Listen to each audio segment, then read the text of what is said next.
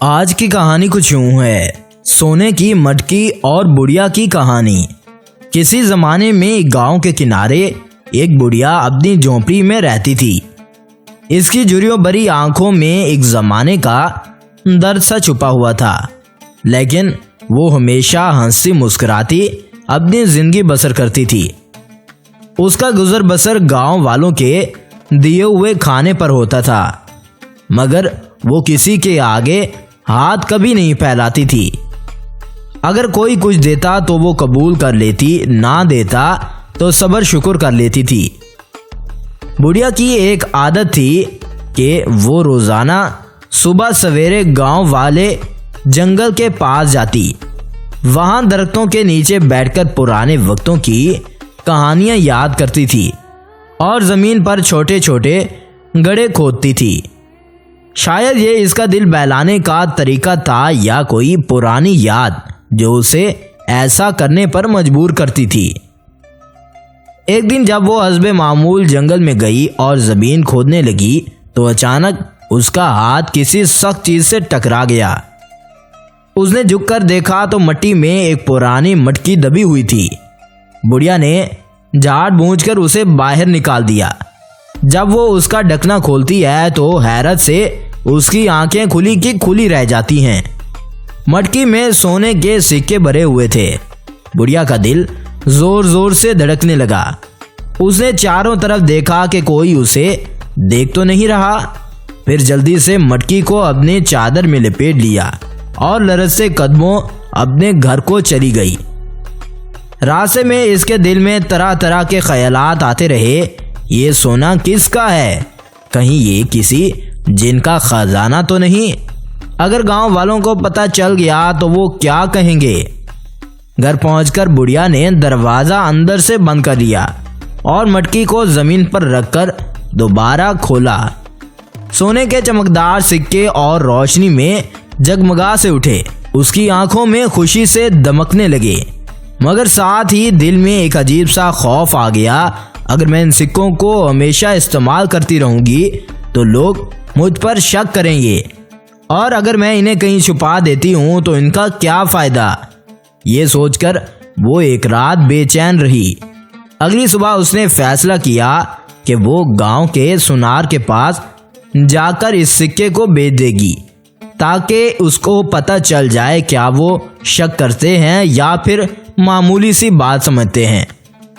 बुढ़िया ने एक सिक्का कपड़े में लपेट लिया और गांव के सुनार की दुकान पर जा पहुंची। सुनार ने जैसे ही वो सिक्का देखा उसकी आंखों में हैरत चमकने लगी। वो पुराने वक्तों का खालिस सोने का सिक्का था जो बादशाहों के जमाने में इस्तेमाल होता था। ये कहां से आया है तुम्हारे पास? सुनार ने मशकूक नजरों से पूछा। बुढ़िया घबरा गई मगर खुद को संभालते हुए बोली, मेरे पुराने बर्तनों के साथ ही पड़ा था। शायद ये किसी जमाने में मुझे मिला हो। सुनार ने सिक्का लेकर उसे चांदी के सिक्के दे दिए, मगर उसका दिल बेचैन सा हो गया। उसे लगा बुढ़िया जरूर कोई राज से छुपा रही है। ये खबर जल्द ही गांव के जमींदार तक पहुंच सी गई, जो बहुत ही चालाक और लालची आदमी था। जमींदार का नाम गांव में खौफ और लालच की एक अलामत था। वो लंबा चौड़ा शख्स और भरी मूंछों वाला था। जो कोई भी उससे मिलता था सब उससे खौफजदा होकर मिलते थे। उन्हें ऐसा लगता था जैसे वो किसी बादशाह के सामने हो, जिसकी आंखों में हमेशा चालाकी झलकती थी। गांव की ज्यादातर जमीनें उसी की मलकियत थीं, और जो कोई भी इसके खिलाफ जाता वो या तो अपनी जमीन से हाथ धो बैठता या फिर हमेशा के लिए खामोश कर दिया जाता था। जब सुनार ने जमींदार को बताया कि बुढ़िया के पास पुराने वक्तों का खालिस सोने का सिक्का था तो जमींदार के दिल में लालच की एक चिंगारी भड़क उठी। वो कुर्सी से उठा और लंबे लंबे डग भरता हुआ दुकान के कोने में जा खड़ा हुआ। उसने गहरी सोच में पड़ते हुए अपनी घनी मूंछों को ताव दिया और सुनार से पूछा, क्या तुम्हें यकीन है कि बुढ़िया के पास यही एक सिक्का था? बुढ़िया यही कह रही थी, मगर ये सिक्के आम नहीं होते। सुनार ने कंधे उचकाते हुए जवाब दिया, अगर इसके पास एक ही है तो और भी हो सकते हैं। अगर खजाना मिला तो वो सिर्फ मेरा है। ये सुनकर जमींदार के होंठों पर मुस्कुराहट सी आ गई। उसने दिल ही में सोचने लगा, अब होगा तो क्या होगा, मगर जो भी होगा मेरे ही हक में होगा। बुढ़िया को चालाकी से काबू में लेने का मंसूबा करने लगता है। जमींदार ने उसी वक्त अपने 2 चेलों काला और मजू को बुलाया। काला और रमजू को बुलाया, जो उसके हर काम में आगे आगे रहते थे। वो दोनों मोटे गंदमी रंग के और अयार नजरों वाले आदमी थे, जो सिर्फ जमींदार के इशारे के मुंतजिर रहते थे। जमींदार, कान खोलकर सुन लो, हमें बुढ़िया से सोने की पूरी मटकी निकालनी है, मगर बगैर किसी शोर शराबे के। वो कैसे मालिक? काले ने आंख दबाते हुए पूछा। सबसे पहले इसे यकीन दिलाओ कि हम इसकी मदद करना चाहते हैं। जमींदार ने मुस्कुराते हुए कहा, फिर आहिस्ता आहिस्ता उससे राज उगलवाने की कोशिश करो। अगर ना माने तो थोड़ी सख्ती भी चलेगी। चालाक जमींदार का बुढ़िया के पास जाना होता है। अगले ही दिन जमींदार काला, रमजू और कुछ और लोगों के साथ बुढ़िया की झोंपड़ी में पहुंचे। बुढ़िया उस वक्त सहन में बैठी चूल्हे पर दाल पका रही थी। जब उसने जमींदार को अपने आदमियों के साथ आते देखा तो उसके दिल में खटक सी होगी। वो जान गई कि कोई ना कोई बात जरूर है। माँ जी, मैंने सुना है कि आपके पास एक मटकी है। जमींदार ने मुस्कुराते हुए कहा, जो कि बहुत सी कीमती चीज है। क्यों ना हमें भी दिखाओ, आखिर हम गांव के सबसे नेक लोग हैं। मुझे मालूम नहीं कि तुम किस चीज की बात कर रही हो। बुढ़िया ने हैरानी के साथ जवाब दे दिया। बुढ़िया ने कहा, मेरे पास कोई मटकी नहीं, मगर तुम पता नहीं किस चीज की बात कर रहे हो। मेरे पास तो वही एक सिक्का था जो मैंने उस सुनार को दिया था। जमींदार खामोश खड़ा बुढ़िया के चेहरे के तासुरात देखता रहा। उसकी आदत थी कि वो आंखों में आंखें डालकर आदमी का झूठ पकड़ लेता था। उसे यकीन हो चुका था कि बुढ़िया कुछ छुपा रही है। जमींदार ने नरम लहजे में कहा, हम तुम्हारी मदद करना चाहते हैं। मगर बुढ़िया ने कहा, मेरे पास कोई खजाना नहीं है।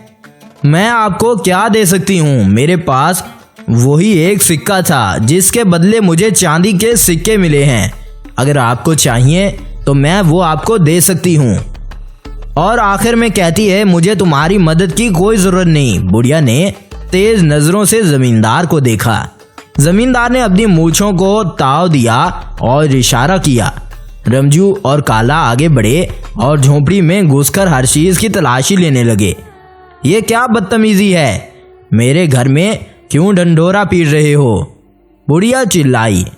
मालिक, यहाँ कुछ है। चंद लम्हे बाद काले ने जोश में आकर चिल्लाया। सबकी नजरों में उसकी अहमियत बढ़ गई। रमजू ने जल्दी से एक बोरी के नीचे से मटकी निकाली और जैसे ही जमींदार ने उसे खोला, उसकी आंखें चमक सी उठी। जमींदार ने फातिहाना कहकर लगाया, ये रही हमारी असल दौलत। ये खजाना तुम्हारा नहीं है, ये मेरा है। बुढ़िया परेशान होकर खड़ी हो गई।